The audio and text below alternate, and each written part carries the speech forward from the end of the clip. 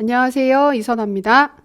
오늘은 시험장에 가셨을 때, 논술 쓰실 때 어떠한 기본 원칙들 지키셔야 하는지 몇 가지만 같이 확인하도록 할게요. 그래서 이미 다들 연습하셔서 많이들 잘 알고 계시겠지만 또 시험장에 가시게 되면 생각과 다르게 진행되는 부분들도 있을 수 있으니까 어떤 부분들 염두에 두시고 조심하셔야 되는지 그러니까 일반 원칙들 몇 가지 확인하겠습니다.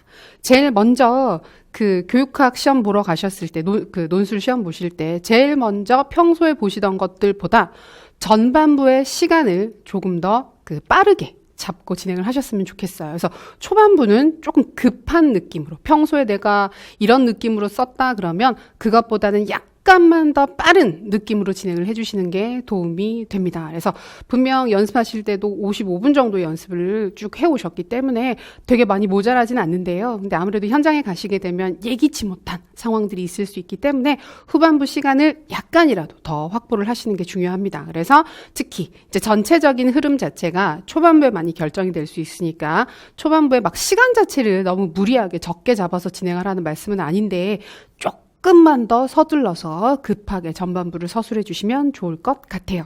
그리고 아무리 서두르시더라도 개요 작성을 하시는 경우에는 개요 구성은 5분에서 10분 정도는 잡으셔야 합니다. 그래서 너무 급하다고 또 현장에 가시면 또 긴장하기도 하고 염려되기도 하셔서 바로 개요 작성도 제대로 하지 않으신 상태에서 글을 쓰시는 경우들도 있는데 안 돼요. 뒤에 수정할 때 시간이 더 많이 걸리고 실수를 했을 때 고칠 수 있는 여지가 너무나 없어지기 때문에 5분에서 10분 정도 빠르게 하시더라도 5분 정도는 잡고 개요를 구성을 하셨으면 좋겠습니다.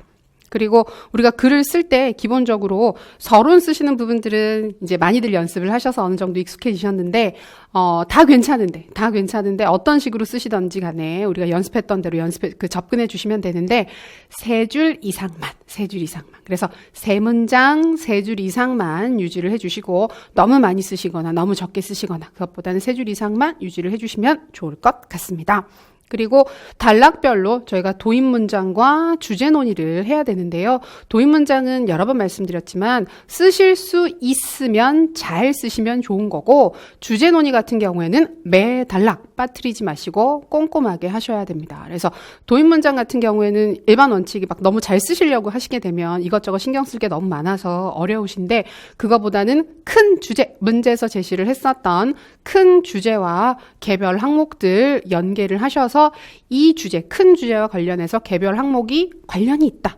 이런 식으로 연관이 된다라고 하는 부분을 가볍게 도입을 해주시면 무리가 없습니다. 근데 도입 문장 너무 기시면 안 돼요. 절대 길면 안 되고 한 문장 쓰실 때 한 문장 분량이 막 2줄을 넘어간다든지 그렇게 되면 일단 요구사항 자체가 빨리 등장을 하지 않아서 글이 흐리게 보일 수 있으니까 좀 간단하게 도입해 주시면서 요구사항을 바로 제시해 주는 게 좋습니다. 그리고 주제 논의는 좀 귀찮으시더라도 최근에 의미 있게 서술해 주는 게 좀 중요해지고 있기 때문에 귀찮더라도 논리적으로, 논리타당하게 말이 되는지를 생각하시면서 이러이러한 이유에서 도움이 된다, 연계가 된다, 이런 것들이 필요하다라고 하는 사실들을 충분하게 이야기를 해주시면 좋겠습니다.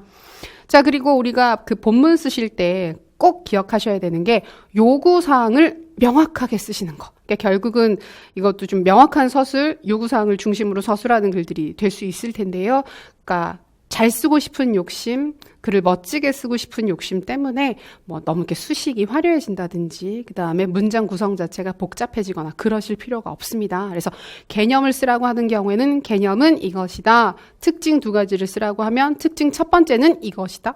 둘째 특징은 두 번째 특징은 이런 것이다. 이런 식으로 해서 개별 항목 하나하나가 확인이 되도록 명확하게 쓰시는 게 중요합니다. 특히 장점, 단점, 특징 이런 부분들 서술을 하실 때 명확하게 확인이 되도록 쓰시는 게 중요합니다. 그리고 구체적인 문제 상황과 연관지어서 문제를 물어보는 경우들도 있는데요. 그런 경우에도 문제에서 요구하는 교사라든지 김교사, 이교사, A교사, B교사 1번, 2번 사례들을 연관지어서 명확하게 표시를 해주시는 게 중요합니다.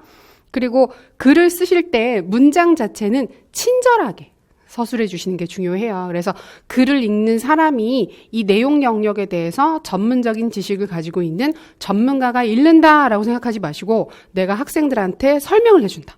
지금 잘 모르는 학생들한테 해당 영역에 대해서 하나하나 설명을 해준다라는 기분으로 친절하고 분명하게. 그래서 너무 축약해서 요약해서 쓰시기보다는 요구사항에 대한 친절한 서술이 중요할 거예요. 그래서 이런 부분들 지키면서 쓰시게 되면 누가 읽어도 오해 없이 명확한 글 전달이 가능하기 때문에 이런 원칙에 따라서 써주시면 됩니다. 그리고 결론 부분 서술하실 때는 결론은 늘 시간이 촉박하기 때문에 빠르게들 많이 쓰시게 되는데 전체 논의사항에 대한 간단한 요약이에요. 너무 길게 쓰실 필요 없고 이 주제를 중심으로 요런 사항들을 논의를 했다. 근데 요런 사항들은 서론에서도 얘기를 했잖아요. 근데 서론에서 요구했던 것보다는 조금만 더 구체적인 느낌으로 서술을 해주시면 충분하니까 간단하게. 그래서 결론에서 요약하는 부분이 막 5줄, 6줄 길게 쓰시는 경우들도 있는데 그거보다는 한 2-3줄 정도 안에 끝나는 거. 뭐 길어도 한 4줄 정도. 그 정도면 충분하니까 너무 길어지지 않게 조심하시고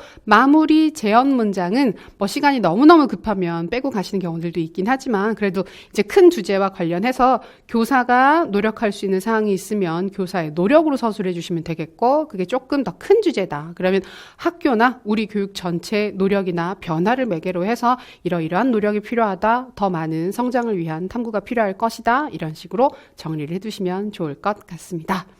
그래서 너무 긴장하실 건 없고 시험장에 가셔도 모의고사를 워낙 많이 연습하셨고 많이 써보셨기 때문에 큰 차이는 없을 거예요. 큰 차이는 없을 거니까 너무 걱정하지 마시고 시험 시작하기 전에도 심호흡 잘 하시고 그다음에 늘 하던 대로 우리가 문제 분석할 때도 문제 읽고 그다음에 제시 그 요구사항 파악하고 배점 부분 파악하고 그 배점 구조에 따라서 제시문을 읽는 순서로 늘 공부를 해 오셨잖아요. 그러면 늘 하던 대로 하시는 게 제일 좋아요. 시험장에 가셔서 안 하던 무엇인가를 해봐야지라고 생각하시기보다는 늘상 했던 대로 내가 가장 쓰기 편했던 방식대로 서론도 도입해 주시면 되고 그다음에 마무리도 그렇게 하시면 되고 주제도 그렇게 논의를 하시면 됩니다. 그래서 늘 하던 대로 하시면 좋은 결과 있을 테니까 항상 친절하게, 상세하게, 오해 없게 서술이 될 수 있도록 마무리 연습 잘 하셔서 현장에서도 좋은 결과 얻으시길 바랍니다. 좋은 결과 기대합니다.